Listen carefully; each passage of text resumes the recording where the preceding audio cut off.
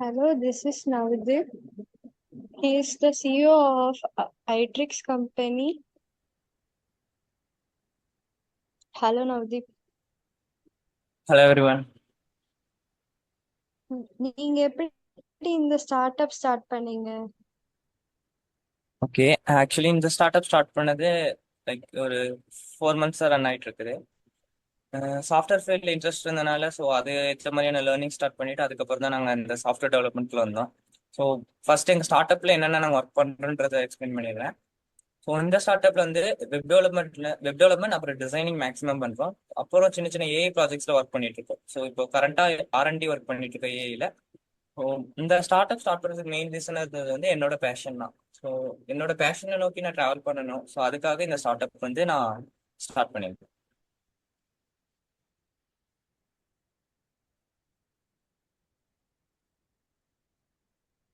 Hello.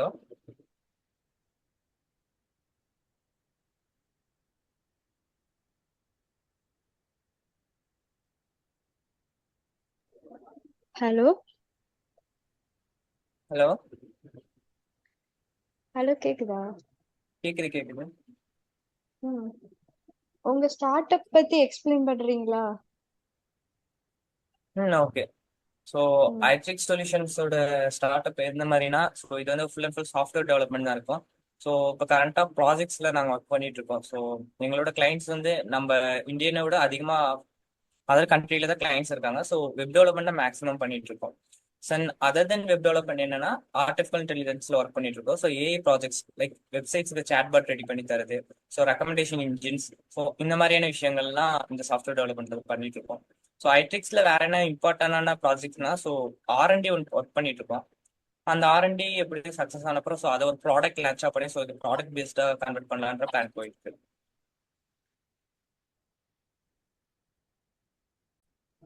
நீங்க எப்படி manage பண்றீங்க டைம், உங்க கம்பெனி அண்ட் ஸ்டடீஸ் ரெண்டுத்தையும்?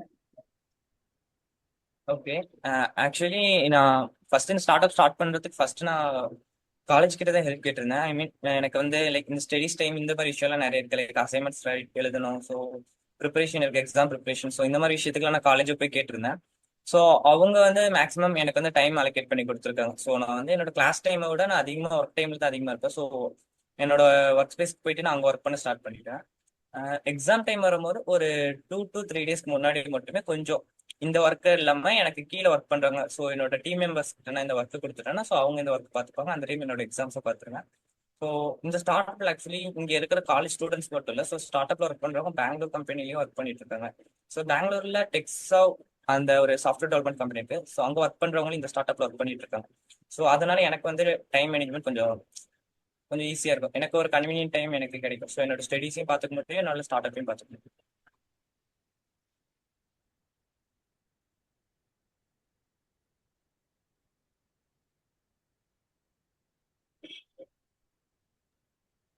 நீங்க எப்படி எம்ப்ளாயிஸ்லாம் அசைன் பண்ணிட்டு இருக்கீங்க?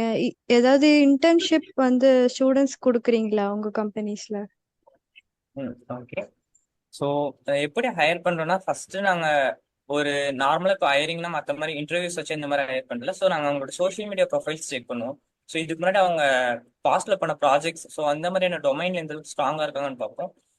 ஓரளவுக்கு அதில் ஃபவுண்டேஷன்ல ஸ்ட்ராங்கா இருந்தாங்கன்னா ஸோ அதுக்கப்புறம் எங்களுக்கு எடுத்துக்கிட்டு நாங்கள் ட்ரைன் பண்ணி அதுக்கப்புறம் அவங்கள ஒர்க் பண்ண வைப்போம். ஸோ லைக் இன்டர்ன் மாதிரி தான் நாங்கள் எடுத்துக்கோம். ஸோ இன்டர்ன் மாதிரி எடுத்துட்டு அதுக்கப்புறம் அவங்கள ட்ரைன் பண்ணி அதில் ஒர்க் பண்ண வைக்கிறது. ம். உங்க கம்பெனில ஜாயின் பண்றதுக்கு என்னென்ன ஸ்கில்ஸ்லாம் ஒரு எம்ப்ளாய்க்கு தேவை? ஓகே. இப்போ கம்பெனி இப்போ ஜாயின் பண்ணணும்னா இப்போ ஒரு லைக் இப்போ வெப் டெவலப்மெண்ட் டீம்ல ஜாயின் பண்ணலாம், இல்லை ஏஐ டெவலப்மெண்ட் டீம். ஸோ இன்னும் நிறைய டீம்ஸ் இருக்குது. ஸோ டெவலப்ஸ் டீம்ஸ் இருக்குது, இந்த மாதிரி டீம்ஸ் இருக்கு. இதுல இருந்து இப்போ வெப் டெவலப்மெண்ட் டீம்ல ஒரு எம்ப்ளாயி நாங்கள் எடுக்கணும்னா அவங்களுக்கு ஒரு ஃபவுண்டேஷன் என்னன்னா ஸோ பேசிக் ப்ரோக்ராமிங் லாங்குவேஜ் அவங்களுக்கு தெரியணும். ஒரு வெப் டெவலப்மெண்ட்னா என்னன்ற ஒரு ஐடியா இருக்கணும். சிஎஸ்எஸ், HTML, ஜாவாஸ்கிரிப்ட், ஸோ இதோட பேசிக்ஸ் அவங்களுக்கு தெரிஞ்சிருக்கணும். அவங்க இதுக்கு முன்னாடி ஏதாவது 2 3 ப்ராஜெக்ட்ஸாவது அவங்க பண்ணியிருந்திருக்கணும். அப்புறம் முக்கியமா இன்னும் யார் எடுப்போம்னா ஸோ இன்ட்ரெஸ்ட் இருக்கணும், கன்சிஸ்டன்டா ஒர்க் பண்றவங்களா இருந்தாங்கன்னா கண்டிப்பா இதுல எடுத்துப்போம். உங்களோட ஸ்டார்ட் அப் ஸ்டார்ட் பண்றதுக்கு காலேஜ் எப்படி சப்போர்ட் பண்ணாங்க?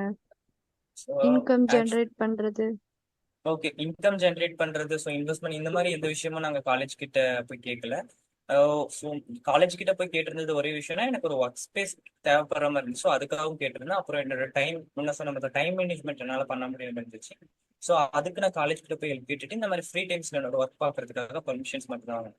ஸோ மற்றபடி இந்த இன்வெஸ்ட்மெண்ட், என்னோட ரெவன்யூ ஜென்ரேஷன், இது எல்லாமே எங்களோட ஓன் சைட்ல தான் நாங்களா பார்த்துட்டு இருக்கோம். ஸோ யாரையும் டிபெண்ட் பண்ணி இல்லாத மாதிரி இருக்கு.